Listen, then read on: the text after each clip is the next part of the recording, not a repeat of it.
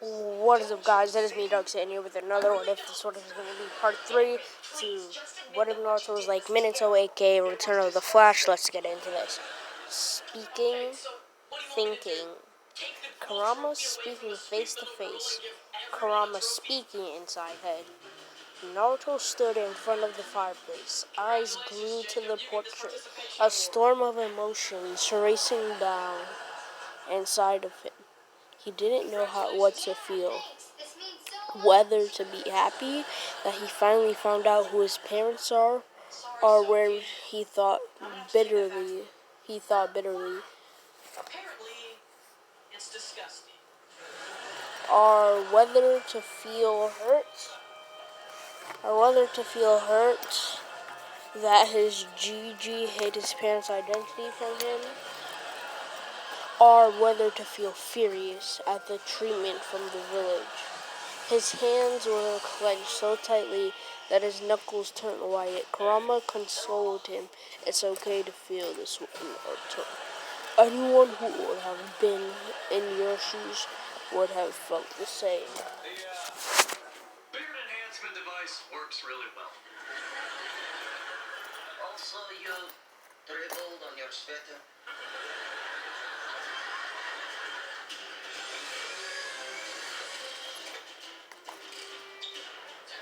Jasper?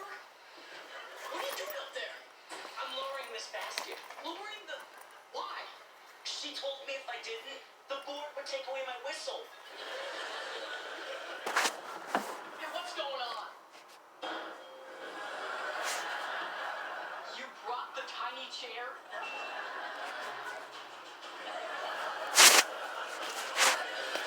Okay. Sorry, guys, I got distracted. But, Naruto finally sat down in Indian position. Your woodpeckers have What? In Indian position? What is that supposed to mean, huh? What is that supposed to mean, Kamikaze? Huh, Kamikaze? What is that supposed to mean? Those are, yeah. He sat down in Indian position. Indian position. The energy leaving his legs. He tried to think something, but the thoughts invaded him, only the image of his parents situated in his mind. He was finally with his parents, yet at the same time he was not. Tears finally fell from his eyes, from holding them back for so long. He cried for a long time, finally letting his emotions have an outlet. For the first time in his life, he felt like he was alone in the whole world. Sniffling, he asked inside his head, Kurama, did you know about this? Kurama remained silent for a few moments, which were enough for Naruto to deduce that he knew. Kurama knew, and he still didn't tell him. I didn't know, Naruto. After all, you shared the same space with me. With me for 9 months inside your mother. The fox replied softly. Naruto cried even harder after hearing this. It was like a whole new storm colliding with storm. It was like a whole new storm colliding with a storm that was already raging inside of him. On one hand, he was happy that he and Kurama were together even before he came into this world. On the other hand, he felt betrayed that Kurama would hide something like this from him. He was too emotional to make any sense of Kurama's statement right now. He felt really alone. After he finally stopped crying, he stood up, too tired to explore the house right now. How he was too tired to even for a current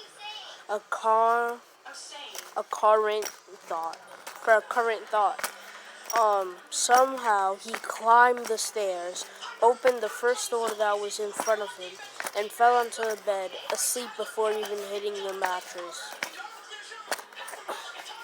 XXXXXXX. Hiruzen was packing. He knew what the day was, and he had been waiting to get out of this office to spend time with his 17 grandson. But the fate seemed to have other plans for him, as instead of having the normal amount, three stacks of paperwork, in front of him, he was literally buried in the paperwork. He assigned two of his Anbu, Parrot and Ox, to keep an eye on Naruto. Sadly, he didn't know and was aware that the two Anbu were firmly against the demon boy. He didn't know that they were the ones who gave the mob directions to where Naruto was in the evening. It was only when they came to report that he found out the truth. The two Ambu appeared in his office and knelt down in front of him. Report, he ordered. Parrot was the first one to speak. We lost the boy, Hokage-sama, because today is the Kyuubi festival. Crowds were thick, and that is where we lost him. Unfortunately for the two, Hiruzen didn't believe them for a second. It was not for the seriousness that the situation demanded. He would have laughed out loud that a 5-year-old boy was able to lose them in a crowd. Anbu were specifically trained for such scenarios. Secondly, he caught both of the slips of tongue. Demon and it were not so hard to deduce.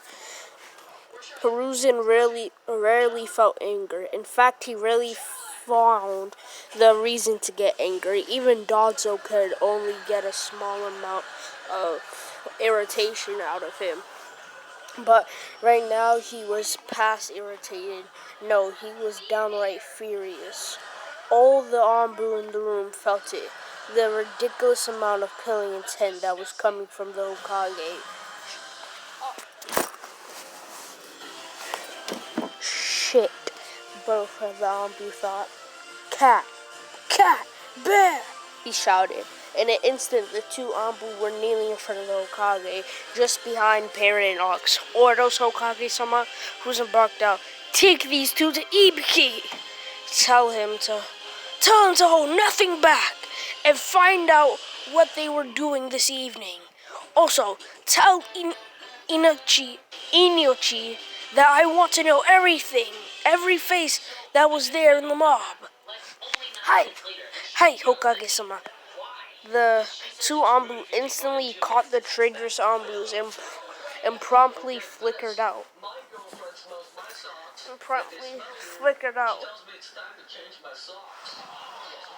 I know, right? Like, what is wrong with girls? So my good friend is awesome. He took out. Okay, hold on.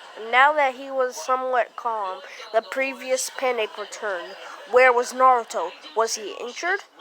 Worse, was he dead? Was he even in the village?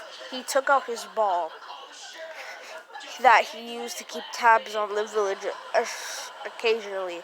Mostly he used it to ensure whether Naruto was alright or not. He channeled his chakra through the ball, searching for Naruto. However, he was floored when nothing came up. He repeated his search 2 more times, just to be sure. The result remained the same. He did not like where this was going. It was a strong possibility Naruto was outside the village walls. Dog! Tiger! He called out. In an instant, the mentioned two were before him. Track him down, no matter what. Even search outside the village if you have to. Hi, Hokage-sama. They flickered out. Hiruzen sat down with a heavy sigh. He was mentally exhausted from the paperwork he had been doing all damn day. And then this? Where are you, Naruto-kun? He decided to sleep in his office and wait for them to come back and report, trusting his Anbu.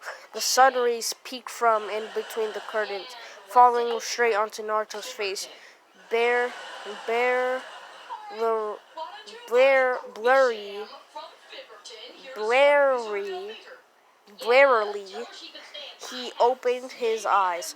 Although he slept peacefully last night, he was mentally and emotionally exhausted. This type of exhaustion was new to him, having never experienced it before. At first, he had no idea where he was. Let's get back to this. Sorry. Yeah. Okay. Having never experienced it before. At first, he had no idea where he was, but then last night's memories came back to him. He viciously fought back the tears that threatened to fall out again. No, I will not cry again. I did enough of that last night. He reminded himself it was time. He decided to think through this logically. First things, morning rituals. He got up from the bed and headed to the bedroom. Surprisingly, it was very clean and dusty. The bathroom. Surprisingly, it was very clean and dusty compared to the rest of the house. Weird, he thought before closing the door. Second, he needed to get out of here and meet